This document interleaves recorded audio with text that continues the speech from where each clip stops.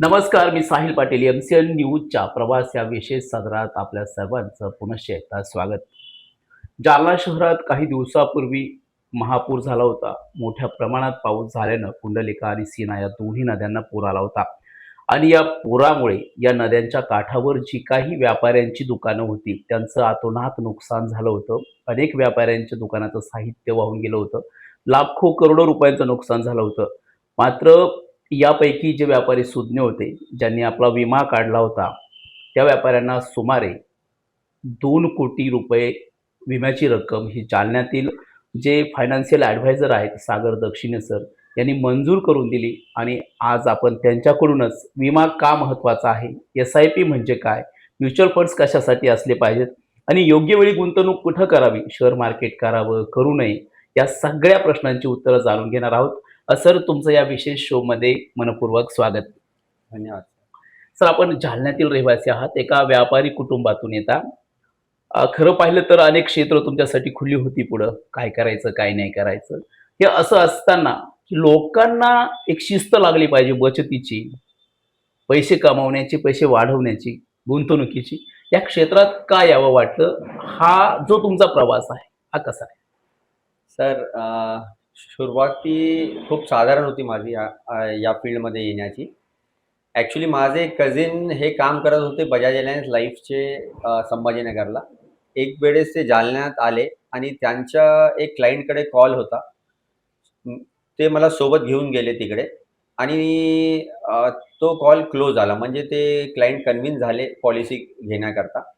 त्यांचे जे development officer होते, त्यांनी मला सांगितलं, की "सागर, तुम्ही आमच्यासोबत हे काम सुरू करा" म्हणे. आणि मी त्यांना म्हटलं, की "माझं हे काम नाही आहे. आमची कृषी सेवा केंद्र आहे. मी दुसरं एफ-एम-सी-जी प्रॉडक्ट्सचं एजन्सी पाहत होतो." तरी त्यांनी मला खूप फोर्स केला, की "तुम्ही एक एजन्सी तरी घ्या आमची."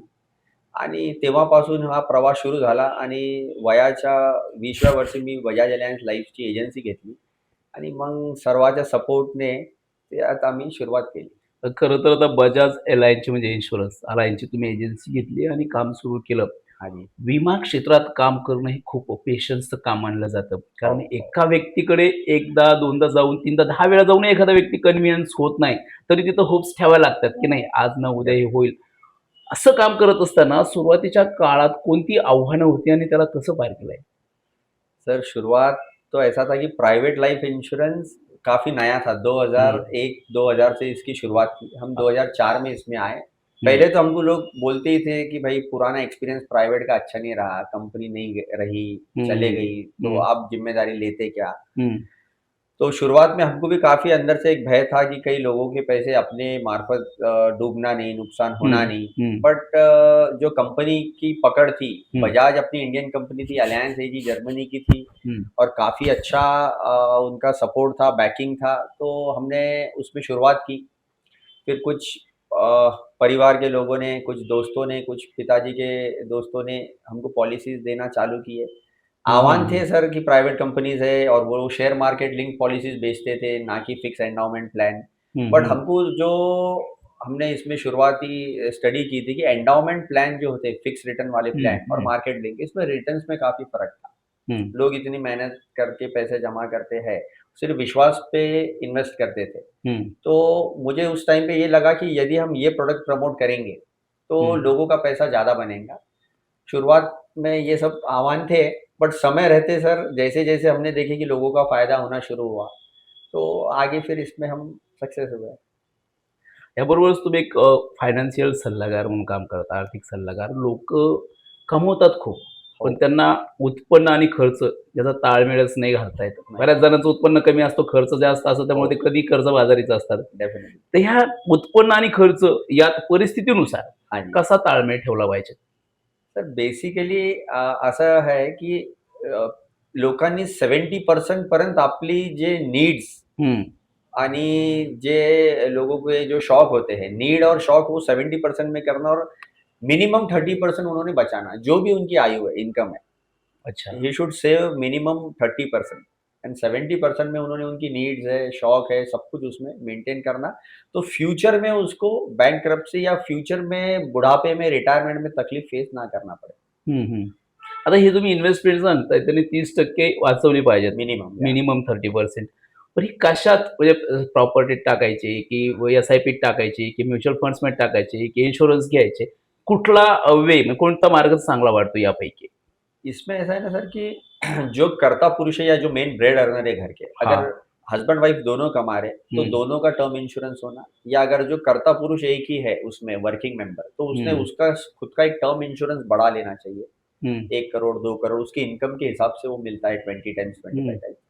बचे हुए पैसे उसने एसआईपी के थ्रू म्यूचुअल फंड्स में स्टार्ट करना चाहिए। हुँ, प्रॉपर्टी भी लेना, गोल्ड भी लेना, अपने बास्केट में सब होना है। ऐसा कुछ भी नहीं है कि पूरे पैसे म्यूचुअल फंड्स में डालना या उसने। बट हाँ, उसकी इनकम अगर मीडियम रेंज की है, अगर उसकी इनकम कम है, तो एसआईपी के थ्रू उसने थोड़े-थोड़े पैसे जमा करना शुरू करना। हुँ, इंश्योरेंस सिर्फ़ जो मेन अर्नर है उसी का होना। अपने पास क्या होता है ना सर, इमोशंस बेचे जाते हैं। येस। किसी के यहाँ बच्चा हुआ बोलता है इंश्योरेंस ले लो।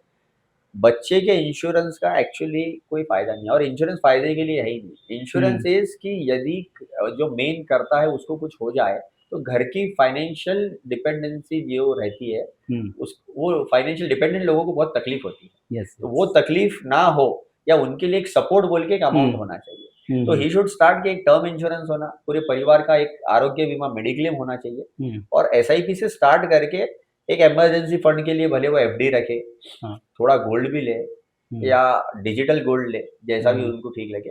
हुँ, एंड प्रॉपर्टी के लिए भी अगर उसके पास व्यवस्था है तो धीरे-धीरे करे, कोई उसमें ये नहीं है। हुँ, हुँ, हर अपने बास्केट में सब होना चाहिए सर। एसआईपी क्या है ना, छोटे अमाउंट से वो स्टार्ट कर सकता है, इसलिए वो ईज़िली हर व्यक्ति ले सकता है। ₹1000 महीने वाला भी ले सकता है, लाख रुपए महीने वाला भी हुँ, ले हुँ, सकता हुँ, है। हुँ।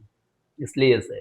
तो वो एक बोले तो ईज़िली हर आदमी अफ़ोर्ड कर सकता है। प्रॉपर्टी ऐसा है ना सर, आज अब क्या हुआ है? ₹5000 महीने से ले सकते हैं क्या प्रॉपर्टी? नहीं, क्योंकि आज महँगी बहुत हो गई। महँगी बहुत हुई। गोल्ड आज सवा लाख रुपए तोला है।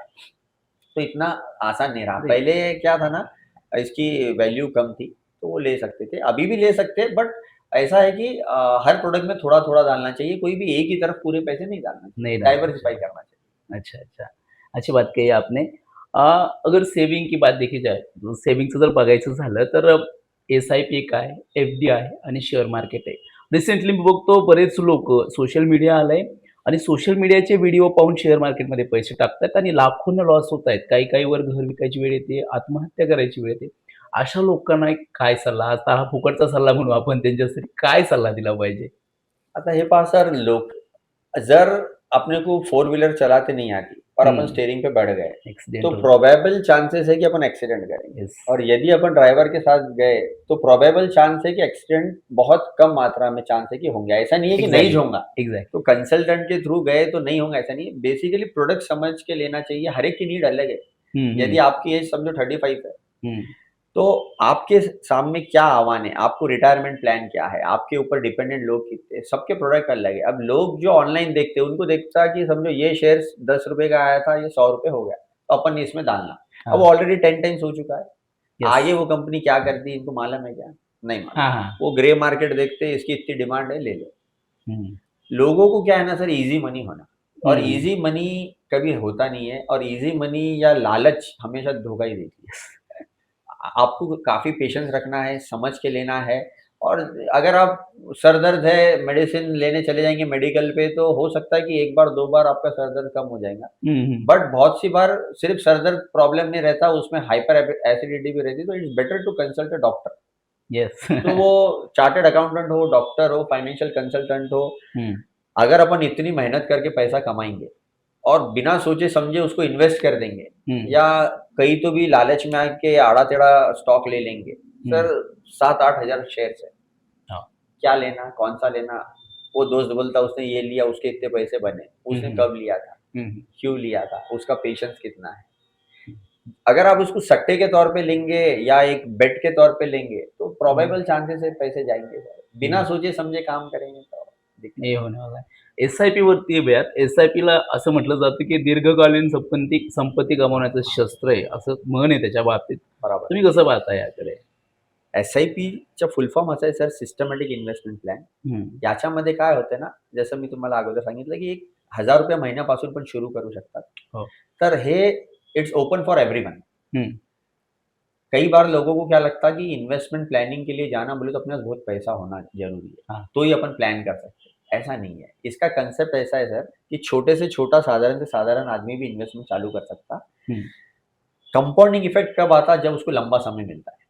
हम्म, चक्रवाढ व्याज ज्याला आपण म्हणतात. हम्म, त्याच्याकरता खूप पेशन्स पाहिजे. तर Patience पाहिजे. सिस्टमॅटिक इन्वेस्टमेंट इसलिए लॉन्ग टर्म कहा जाता है कि जो इन्वेस्टमेंट अपन शुरू करते हैं, हम्म, उसको लंबे समय में अपन कंसिस्टेंसी होना, रेगुलर होना आदमी में, हम्म, तो वो सब चीज़ें रही, कंसिस्टेंसी भी रही, रेगुलर रहा आदमी, अगर उसको ज़रूरत पड़ी 3 साल में वो बोलेगा इसमें से निकाल सकते पैसे निकाल लो, तो उसका हम्म, कॉर्पस जमा नहीं है। हम्म, तो it should be a long term vision, hmm, consistency होना चाहिए, पेशेंस होना चाहिए, तो काफ़ी अच्छा पैसा बनता है। अगर आप यहाँ 2025 है, अगर आप 20 साल पीछे चले जाओ तो शेयर मार्केट वॉज़ अप्रॉक्स 4 से 5,000 सेंसेक्स था, जो आज 85,000 है। हाँ, तो जो 20 साल इसमें रुकने वाले लोग मेरे को नहीं लगता 10% भी होंगे, उससे भी काफ़ी कम है। अच्छा, इतनी कंसिस्टेंसी लॉन्ग टर्म रुकने वाले लोग होना। हम्म, अब कोविड के पहले जो लोग थे इसमें कंसिस्टेंट इन्वेस्टेड, उनके पैसे काफ़ी बन गए क्योंकि कोविड टाइम्स में मार्केट नीचे जाके फिर ऊपर आया। हम्म, अब लोग क्या होता है अट्रैक्ट होते हैं कि जब बहुत तेज़ी आती है। फिर जब मार्केट स्लो डाउन रहा ना, लोगों को लगता है कि यार अब पैसे नहीं बढ़े तो।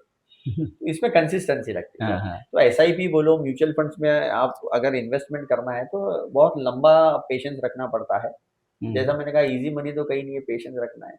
और आप उसमें मेहनत क्या कर रहे हो? You are just investing. हाँ, सही, जहाँ पे आप इन्वेस्ट कर रहे हो, हाँ, वो कंपनीज़, वो म्यूचुअल फंड्स जो कंपनी के स्टॉक्स लेंगी, वो कंपनी का परफॉर्मेंस आएगा। कभी कोई कंपनी का अच्छा मुनाफ़ा होता है, कभी कम होता बस बस, है, तो इट टेक्स अ टाइम। तो इसीलिए ये एक लॉन्ग टर्म प्रोडक्ट है और लॉन्ग टर्म में ही पैसे दिखते हैं सर। प्रॉपर्टी भी आप देख लो, पिछले अगर आप बोलोगे कि 5 साल में प्रॉपर्टी के भाव बहुत हो गए, बट जिन्होंने 20 साल पहले कोई चीज़ अगर ₹100 स्क्वायर फीट लिए थे, तो आज ₹2,000 हुए, तो अचानक तो हुई नहीं ना। अचानक नहीं हुई, सही बात गोल्ड, है। अब 1 साल में तेज़ी आ गई तो लोगों को लग रहा है गोल्ड अच्छा है, गोल्ड बहुत अच्छा है। बट हम्म, अगर लोग सोच रहे होंगे कि 1 साल में 50,000 बढ़ गए और आज भी बढ़ जाएँगे, तो ऐसा कुछ नहीं होने वाला है। उसके लिए भी रुकना पड़ेगा। हम्म, हर प्रोडक्ट, हर इन्वेस्टमेंट टूल को सर समय तो देना ही पड़ता है। अपना व्यवसाय भी रहा, तो वो हाँ, 1-2 साल में तो ऐसा होता नहीं नहीं है कि होता है, अपन टाइम देना रातों-रात। पड़ता है, ते काही लोक आहेत की ज्यांच्याकडे बचतीचं ज्ञानच नाही. पैसा खूप कमवतात, हार्डवर्क करतायत.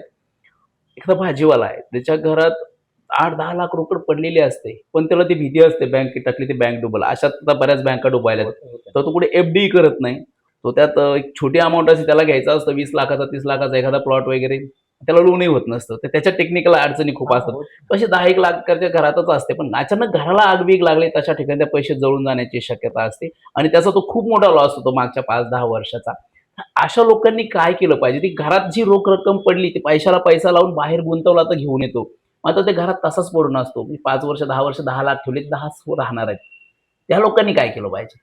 आता असं आहे सर, ज्यांना मार्केट पासून भीती है, शेयर हां, मार्केट से जिसको डर है, उसे हां. कम से कम आरबीआई 5 लाख तक की गारंटी लेता है एफडी की, जो एफ-डी. पहले 1 लाख थी। हां, हां. तो कम से कम नेशनलाइज़ बैंक में एफडी कर लो। हं, स्टेट हं. Bank of India, bank of Baroda, wherever उनको ठीक लगता है, बैंक ऑफ इंडिया, जो भी उनको ठीक हं, लगता हं. है। उससे फिर कोऑपरेटिव बैंक में थोड़ा इंटरेस्ट ज़्यादा मिलता है। कोई भी बैंक जहाँ उनका विश्वास है, वहाँ एक मिनिमम 5 लाख हं, की एफडी करे। हं. और यदि उनको कोई अच्छे कंसल्टेंट से राय लेके अगर वो इन्वेस्ट करते हैं, अब भीति बोले तो ऐसा है सर, बिना नॉलेज के कहीं भी जाएँगे तो भीति है। हां.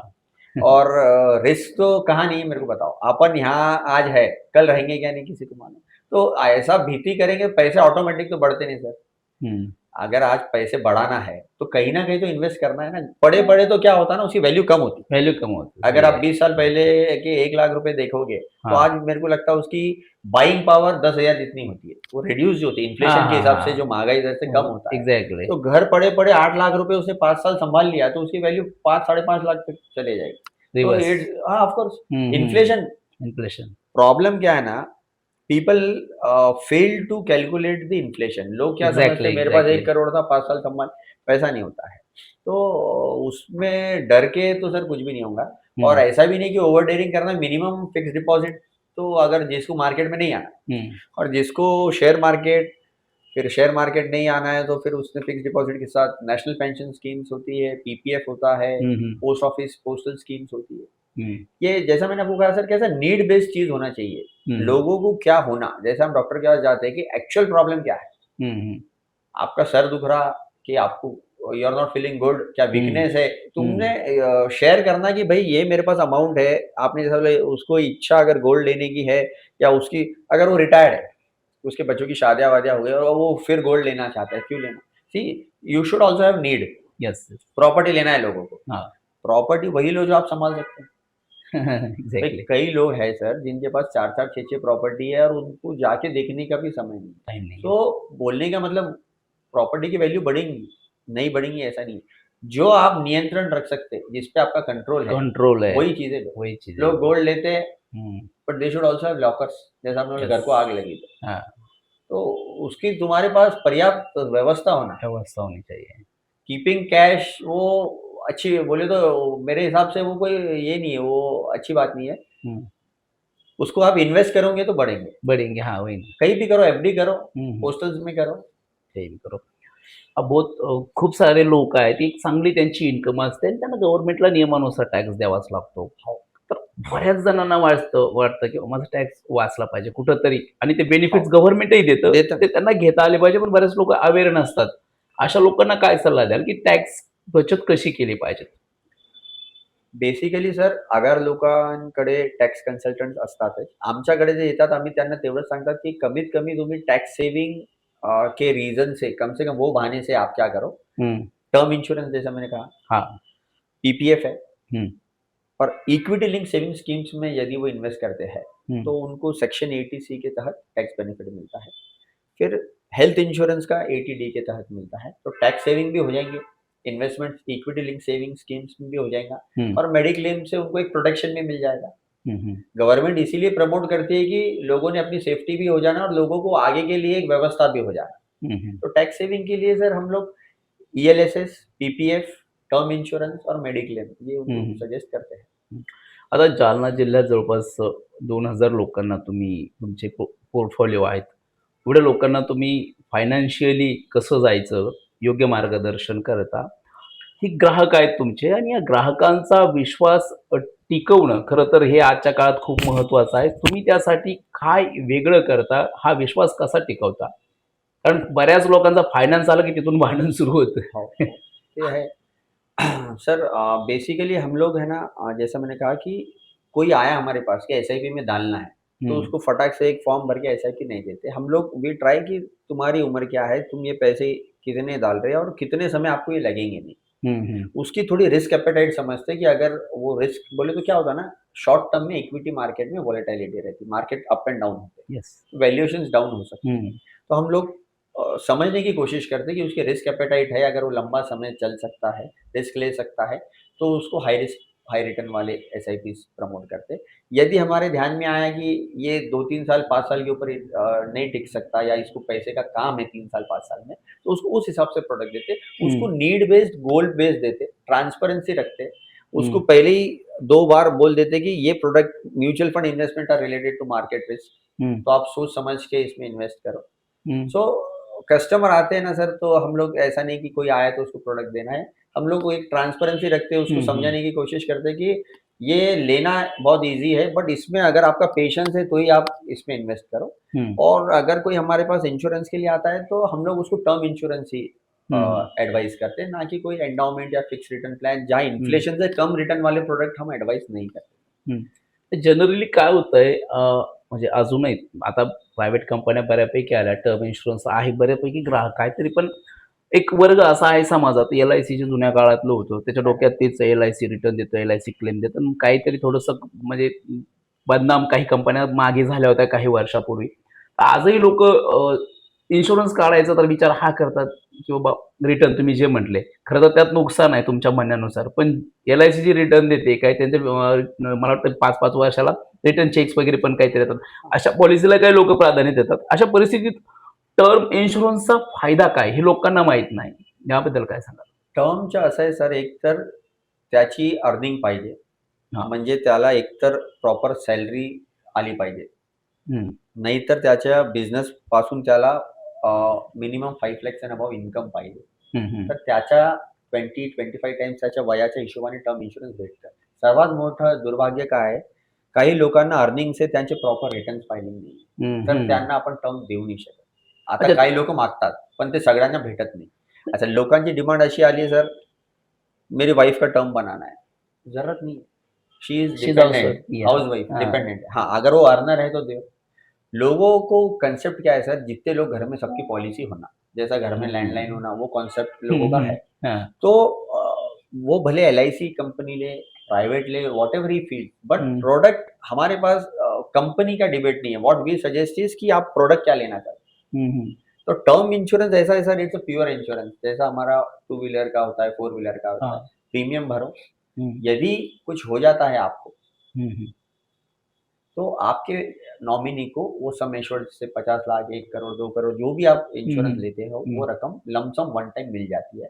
और आपके बिहाफ में आप पे जो डिपेंडेंट है, उससे उसका आगे की व्यवस्था चलती है। वो FD पे रखे तो उसके इंटरेस्ट से उसका घर चल सकता है। घर चल सकता है। एक, लोगों को अवेयरनेस कम है, दूसरा वो प्रमोट भी कम होता है, और तीसरा कुछ लोग आते हैं तो उनके पास प्रॉपर रिटर्न फाइलिंग नहीं होती है, उसके लिए हम उनको दे भी नहीं पाते हैं। तो जितने लोग रिटर्न फाइल करते हैं या जिनको अच्छी इनकम है, उन्होंने without any thought term insurance लेना चाहिए। और वो एडवांटेज के लिए नहीं, बेनिफिट के लिए नहीं सर, एक एक्सपेंस समझ के करना है। और लोगों ने तो हाँ दुआ करना कि ये प्रीमियम मेरे डूब जाए। डूब जाए भाई, जिंदगी मिल रही है ना आगे। अगर उसका बेनिफिट लेने जाएंगे तो वो बहुत पेनफुल है। पेनफुल है लेकिन लाइफ अनसर्टन है सर, ये रहना तो वही चाहिए। बोल रहा गाड़ी को जैसा है। मडगार्ड हाँ होता है, वैसा हाँ इंसान ने इंश्योरेंस आज की तारीख में तो बहुत जरूरी। लाइफ इतनी चैलेंजिंग हो गई सबको आगे। अपन ने ये देखना कि अपन है तो अपन हर परिस्थिति को लड़ेंगे, अपन नहीं है तो अपने फैमिली के लिए, अपने लव्ड वंस के लिए सोच के रखना चाहिए। तो ये है सर थॉट प्रोसेस। हम्म। एक एक आदमी है, साल के 10 लाख कमाता है, तो उसका मिनिमम कितना कितना लेना चाहिए उसको, उसने टर्म इंश्योरेंस। सर अगर उसका 10 lakhs का अर्निंग है तो उसे मिनिमम 2 से 2.5 करोड़ का टर्म इंश्योरेंस रखना चाहिए।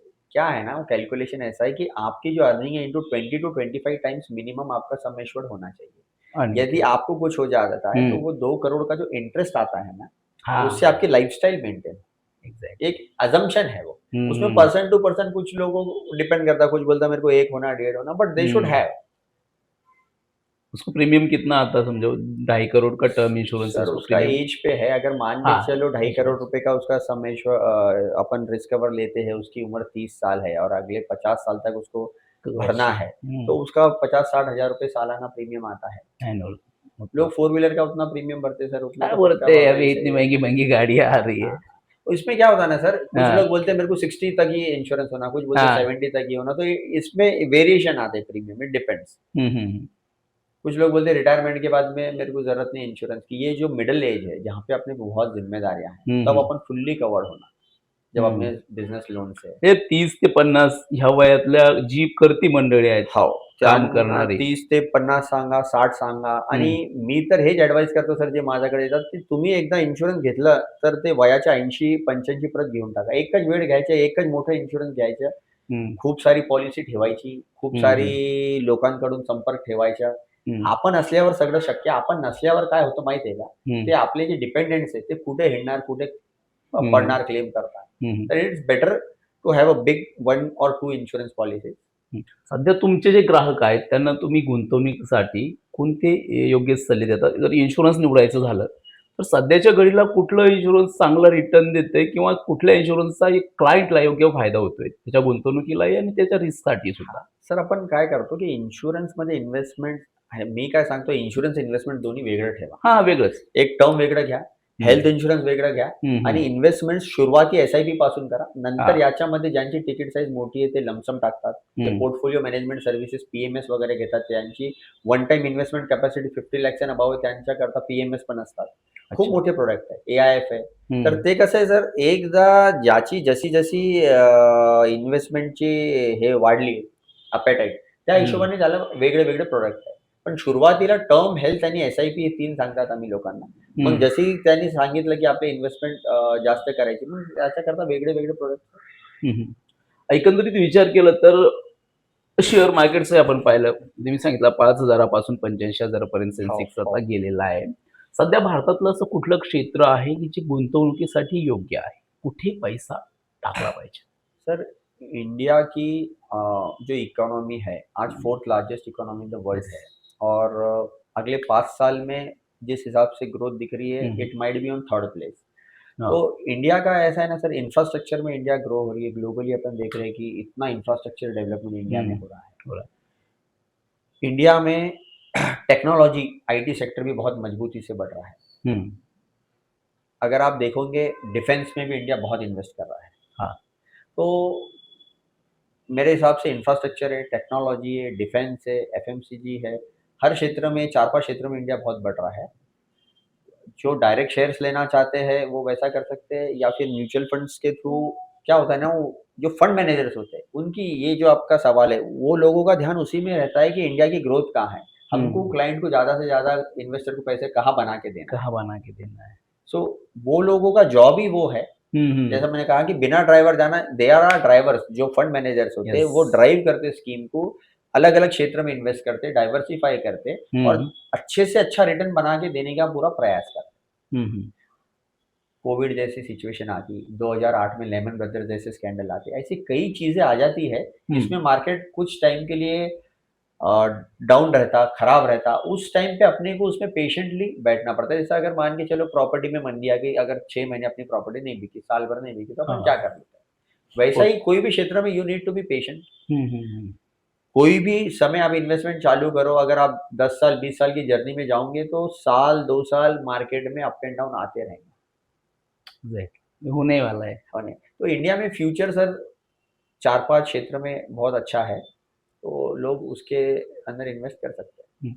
आता मागच्या काही वर्षामध्ये क्रिप्टोकरन्सी हा एक इन्व्हेस्टमेंटचा मार्ग खूप म्हणजे इंडियात मला वाटतं त्याला लीगलही नाही अजून, नाही. मान्यता नाहीये. पण मग इथल्या बऱ्याच लोकांनी कोट्यवधी पैसे क्रिप्टोमध्ये टाकलेले आहेत आणि डिजिटल गोल्डही आलंय. आधी क्रिप्टोकरन्सीबद्दल तुमचं मत काय? नंतर डिजिटल गोल्डबद्दल बोला. जसं आपण मागे बोललो की लालच. हं. लोकांना काय वाटतं, की मी ऑनलाइन इन्वेस्ट करणार, ते पैसे हे दुप्पटीने वाढते, तिप्पटीने वाढते। मेरे को एक बात बताओ, उसमें ऐसा क्या है? आप क्रिप्टो ले रहे हैं, हं. कौन सी कंपनी के ले रहे हैं? अच्छा, उसका ऑफिस कहाँ है? Who is the answerable person? तुम्ही ज्याच्याकडे पैसा, देखो सर, पैसे के व्यवहार में हमेशा मध्यस्थी, मीडिएटर। होना चाहिए. आप जालना में देखते पैसे का व्यवहार होते, ब्रोकर्स के थ्रू होते, Yeah. प्रॉपर्टी का व्यवहार होता। मैक्सिमम लोग, या कम से कम सुलझे हुए लोग, बिना ब्रोकर्स के व्यवहार नहीं करते। नहीं क्यों नहीं करते करते? हैं. कई लोग मैंने देखा हो, लेवाल, बेचवाल, सब एक मेरे को मालूम है, but they keep a middle person. फिर भी. रखते हैं ना, क्यों? हं. क्योंकि वो सुलझे हुए लोगों को ये मालूम है कि कुछ चीज़ें ऐसी है कि अपन मिडल मैन के थ्रू ही कर सकते हैं। हं, अब ये हं. क्रिप्टो करेंसी हम लोग ले रहे हैं, लोग ऑनलाइन ले रहे हैं, उसका आईडी पासवर्ड घूम गया तो भी तुम्हारे पैसे के मान दो। वो क्रिप्टो करेंसी क्या करती है लोगों को मालूम नहीं है। नहीं मालूम रहता है. तो ये सर इजी मनी के पर्याय जो है ना, वो हमेशा धोखादायक ही रहेंगे मेरे हिसाब नहीं, बीच में तो जालना में 350 करोड़ का स्कैम ही हुआ है। वो क्रिप्टो नहीं था, उन्होंने एक सॉफ्टवेयर डेवलप किए थे, एक बनाए गुजरात में, चलाए पूना से, ऐसा कुछ किया के वो 300 350 करोड़ कमाए थे। से। सर क्रिप्टो मेरे हिसाब से तो लोगों ने नहीं करना। डिजिटल गोल्ड अच्छा पर्याय है। इसको इंडिया में ये लीगली ऑथराइजेशन की मान्यता है क्या इसको? किसी को सर, डिजिटल गोल्ड के लिए डिजिटल गोल्ड में क्या है ना सर, एक्सचेंज ट्रेडेड फंड्स आते हैं, एटीएफ, एटीएफ। उसके थ्रू अपन ले सकते हैं। अब क्या होता है ना सर, नवी पीढ़ी जो है हुँ, वो इतनी व्यस्त है, या उनके पास सिस्टम बहुत अलग है। हुँ, हम लोग क्या करते थे, जब हम नया काम किसी के पास, जब पॉलिसीज के लिए या प्रमोट करने जाते थे प्रोडक्ट, तो वो लोग बोलते थे अच्छा तुम कहाँ से हो, किसके वहाँ से, तो लोग है ना पहचान से काम देते थे, या ये अपना परिचित है क्या। यस। आज की जनरेशन क्या है ना सर, वो कुछ भी चीज़ गई कि एआई के थ्रू, गूगल के थ्रू चले जाती, ये प्रोडक्ट यहाँ इतने में मिल रहा, तुम इतना बोल रहे हो, वहाँ इतना मिल रहा, हाँ, ले लेते।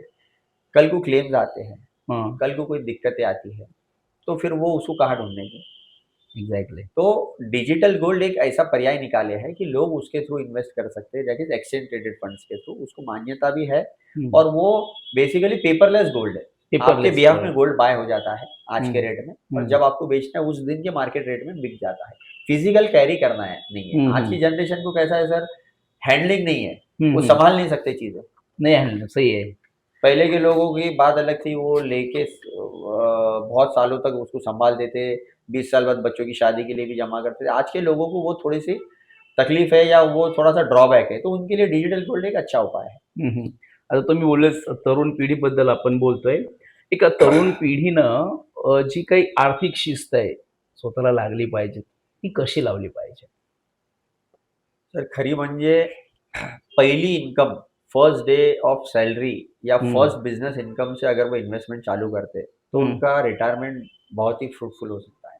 हम्म क्या होता, द अर्ली यू स्टार्ट, हम्म, जितने जल्दी आप बीज बोएंगे उतना फल उसको अच्छा आएगा। अच्छा है। क्या होता है ना, आज की जो हमारी जनरेशन है सर, हम लोग ये जनरेशन ऐसी है कि हमने हमारे बच्चों पे डिपेंडेंसी रिटायरमेंट के लिए नहीं रखना। क्या बात है। अगर हम रिटायरमेंट बच्चों के भरोसे जी रहे होंगे तो बहुत बड़ी गलतफहमी में जी रहे हैं। इसलिए नहीं बोल रहा हूँ मैं कि किसी के बच्चे अच्छे नहीं निकलेंगे, that's not the point. Point is hmm, आगे उनको चैलेंजेस बहुत है। यस। वो करियर बनाएंगे, वो यहाँ रहेंगे, वो बाहर रहेंगे, आगे अपन उन पे डिपेंड रहेंगे। तो इट्स बेटर कि आज की जनरेशन ने डे वन से अपनी रिटायरमेंट प्लानिंग करना। लोग बोलते हैं अभी तो हमारी अर्निंग शुरू हुई, लाइफ बहुत आगे, बट अपनी अर्निंग में से अगर थोड़ा थोड़ा थोड़ा करे ना, तो क्या होता है ना सर, आगे उसको तकलीफ नहीं होती। लाइफ अनसर्टन है, मिडल एज में अपने को कुछ हो जाता है तो अपने पे जो डिपेंडेंट है उनका क्या। उसकी तकलीफ नहीं होना चाहिए। हम्म मेरे हिसाब से डे वन से उन्होंने थोड़ा थोड़ा इन्वेस्ट किए तो वो ज़्यादा अच्छा है, उसको उतना कंपाउंडिंग इफेक्ट मिलेगा। हम्म. आता बरेच लोक जे गव्हर्नमेंट सर्वंट आहेत त्यांना पेन्शन पेन्शन मिळते, निवृत्ती वेतन मिळतं. हो, मात्र एक खूप मोठी लोकसंख्या आहे जी प्रायव्हेट इंडस्ट्रीत काम करते आणि त्यांना पेन्शन नावाचा प्रकार नसतो. अशा लोकांना तुम्ही म्हटलं की रिटायरमेंट प्लॅनिंग केला पाहिजे. आता मी हो. आहे, मी प्रायव्हेट इंडस्ट्रीत काम करतो. माझ्यासारख्यानं ही जी रिटायरमेंटचं प्लॅनिंग आहे, हे कसं केलं पाहिजे? समजा मी वर्षाला 5,00,000 कमवतोय. जसं आपण बोललो, की जर तुम्ही 5,00,000 कमवता, तुम्ही ॲटलीस्ट 30% त्याच्यातून म्हणजे ₹10,000 महिना जवळपास तुम्ही हं, जर एस-आय-पी मार्गाने इन्व्हेस्ट करणं सुरू केलं येस सर. आणि वाचलेले जे 30,000 प्रीमियम आहे, त्याच्यात तुम्ही टर्म इन्शुरन्स घेतले, तर तुमची फॅमिली पण सिक्युअर राहणार, टर्म हं, इन्शुरन्स, हं, आणि राहिलेले पैसे जे तुमचे इन्व्हेस्ट होणार आणि एक आरोग्य विमा घेऊन टाका. म्हणजे काय, टर्म हेल्थ आणि एस-आय-पी तुमची असली ना, तर तुम्हाला एक माइंडला पीस भेटते, की आपल्याला जर काही झालं, तर मागा 1,00,00,000चा टर्म इन्शुरन्स आहे. हो. काही आजार पडले, ॲक्सिडेंटल काही हॉस्पिटलायझेशन झालं, हं, तर आपल्याकरता एक 5,00,000चा 10,00,000चा मेडिक्लेम आहे. हं, आणि एस-आय-पी जे इन्व्हेस्टेड अमाउंट आहे, ते मला रिटायरमेंटला राहणारच आहे. हां, अशी एक 30% मध्ये आपण जर प्लॅन केलं मिनिमम, हं, तर ते पुढं आपल्याला बरं राहणार. हं. चांगला सल्ला दिलात. आपल्या देशाला 1948 मध्ये स्वातंत्र्य मिळालं, पण बरेच लोक अजूनही आर्थिकदृष्ट्या स्वतंत्र नाहीत. म्हणजे आर्थिक स्वातंत्र्याकडे तुम्ही कसं पाहतायत? कसं आर्थिकदृष्ट्या स्वतंत्र झालं पाहिजेत माणूस? सर, फाइनेंशियल इंडिपेंडेंस ऐसा है कि कुछ चीज़ें ऐसी होती है, जो हमको पैसे की मजबूरी से कॉम्प्रोमाइज़ ना करना पड़े। यदि हं, मान के चलो, अगर अपने को हेल्थ रिलेटेड बड़ा ट्रीटमेंट कराने मुंबई जाना पड़ा हं, और हं, यदि अपने पास पैसे नहीं है, तो वी कॉम्प्रोमाइज़ द ट्रीटमेंट। हं, तो वहाँ क्या होता है ना, जिसके पास फाइनेंशियल फ्रीडम है, जिसके पास भरपूर इन्वेस्टमेंट है या उसका पर्याप्त इंश्योरेंस लिए हुआ है 25 लाख, 20 लाख, तो वो सोचता है कि चलो मैं मुंबई जाके बेस्ट हॉस्पिटल में ट्रीटमेंट कराऊँ। अगर किसी को आज रिटायरमेंट एज में ऐसा लगता है कि मैं एक अच्छा फार्म हाउस लूँ या मैं एक अच्छा वर्ल्ड टूर करूँ या और कोई भी ड्रीम है उसकी, तो उसके पास उतना कॉर्पस, उतना इन्वेस्टमेंट अमाउंट रहा। तो फाइनेंशियल फ्रीडम ऐसे है कि लाइफ अपने मर्ज़ी से जियो, हं. या कुछ ऐसी चीज़ें सामने आ जाए, जहाँ पैसे की वजह से कॉम्प्रोमाइज़ ना करना पड़े। कॉम्प्रोमाइज़ कुछ ना कई करना पड़े. इम्पोर्टेंट चीज़ें भी लोग कॉम्प्रोमाइज़ करना पड़ता है, एक्झॅक्ट. और हं, अगर हेल्थ के लिए कॉम्प्रोमाइज़ करना पड़ा, तो उससे खराब चीज़ नहीं है, क्योंकि यंग एज में हमने उसको प्रॉपर प्लानिंग नहीं की है। एक्झॅक्ट. अब जब दवाखाने जाने की ज़रूरत पड़ रही है या बड़े से बड़ी हार्ट रिलेटेड ट्रीटमेंट करना है या और कोई कैंसर रिलेटेड चीज़ें आ रही है, सर कितने हम मेडिक्लेम में 20 साल पहले जब चालू किए, तब ऐसा माना जाता था कि कैंसर और एड्स को एक्सक्लूजन है 2004-5 में। हं.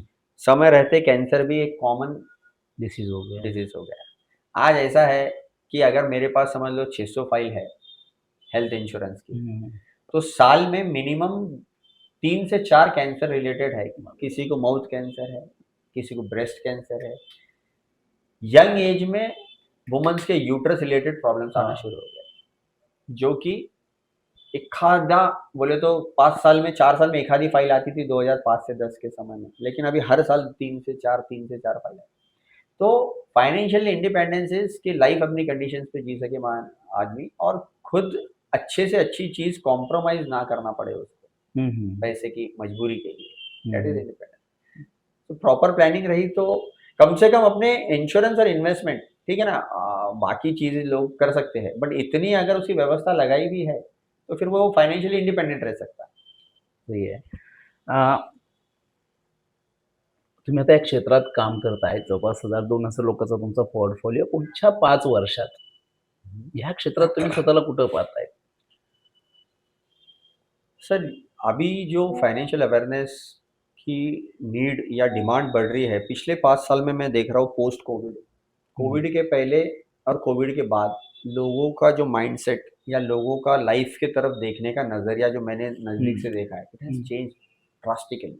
हं, 2020 के पहले ऐसा था, अगर महीने में हमको समझ लो एक 5-7 नए क्लाइंट को मिलने जाना है, हफ्ते में 1 या 2 कॉल, तो हमको मिनिमम 2 से 3 बार फ़ॉलो-अप लेके उसका समय लेना पड़ता था और तब वो जाके मिलते थे। और अब पिछले 5 साल में ऐसा है सर कि हर हफ्ते में 2 से 3 नए लोग आके मिलते हैं ऑफ़िस क्या पे बात! और अवेयरनेस बढ़ रहा है सर। अवेयरनेस और बढ़ रही नई है. जनरेशन को क्या है ना सर, कुछ पार्ट ऐसा है नई जनरेशन का, एक भाग ऐसा है हं, सुशिक्षित, they are very much curious, they are very much interested कि मेरे को डे अर्निंग अच्छा है, एजुकेटेड लोगों को।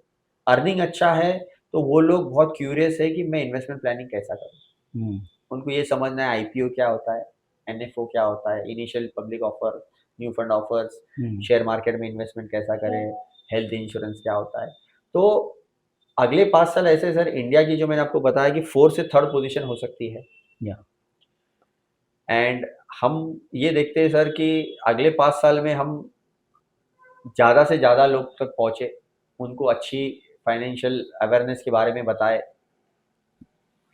एक 3,500-4 हज़ार लोग तक हम पहुँचना चाहिए अगले 5 साल में, ये हमारा संकल्प है। तुमच्या या कामासाठी खरं तर एम-सी-एन न्यूजकडून शुभेच्छा तुम्हाला. खूप खूप शेवटचा धन्यवाद. प्रश्न आहे आता.